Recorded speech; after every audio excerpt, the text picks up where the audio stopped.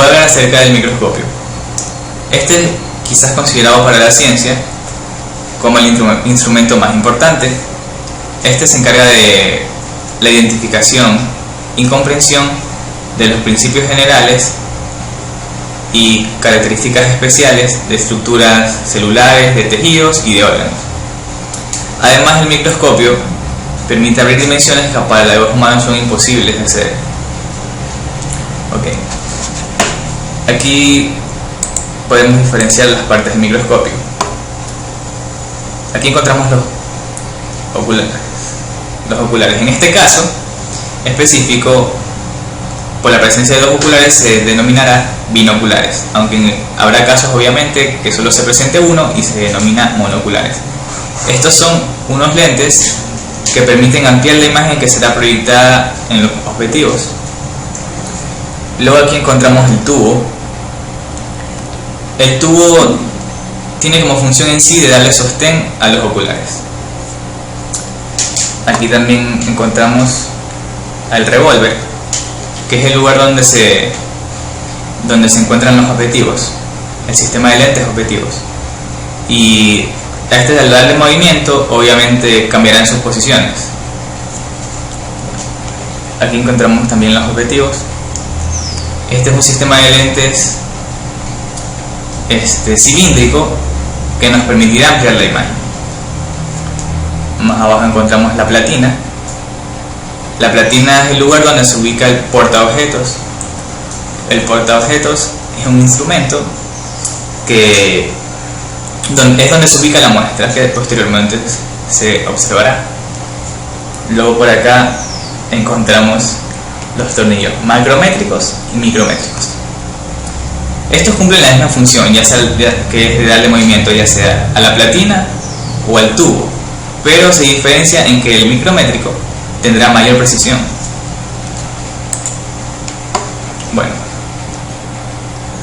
Luego hablaré sobre el microscopio óptico y sus antecedentes. Primero, Zacharias Janssen. Él fue quien inventó el primer microscopio compuesto y tenía como característica su estructura, que era bastante sencilla y solo poseía dos lentes. Luego está Robert Hooke, que él se encargó de publicar un libro llamado Microscopia, en el que hablaba de las estructuras microscópicas y fue el primero en utilizar el término célula. Luego está Anthony Livingstone. Fue quien inventó en sí el microscopio, pero obviamente para esto tuvo que estudiar en las técnicas de la óptica, tuvo que acudir en su época a tiendas de óptica, y así pudo aprender estas técnicas que posteriormente le llevarían a la creación de lo que hoy conocemos como microscopio óptico. Luego, en lo que respecta al microscopio electrónico, encontramos a Ernst Ruska y a Max Noll. Ellos en sí fueron quienes crearon el microscopio electrónico en el siglo XX, y este tendrá mayor capacidad obviamente que el óptico, ya que las muestras se pueden ampliar en una capacidad de 100.000 veces más. Luego seguiré hablando sobre los tipos de microscopio óptico. Primero encontramos el microscopio de campo oscuro. Este microscopio se caracteriza por tener un fondo oscuro, pero la muestra será iluminada por un haz de luz bastante fuerte. Además, se podrán observar el contorno de las bacterias y los movimientos que éstas realizan. Este microscopio se caracteriza porque generalmente se estudian en él células vivas. Luego está el microscopio de campo claro. Este microscopio es considerado como el más simple de todos, y en él se puede estudiar células vivas siempre y cuando éstas sean teñidas, o sea, deben tener un proceso de tinción antes de trabajarlo. Luego está el microscopio de contraste de fase. Este se caracteriza porque estudia células sin teñir, y además de esto Principalmente lo hará con células viejas. Luego encontramos el microscopio de luz ultravioleta.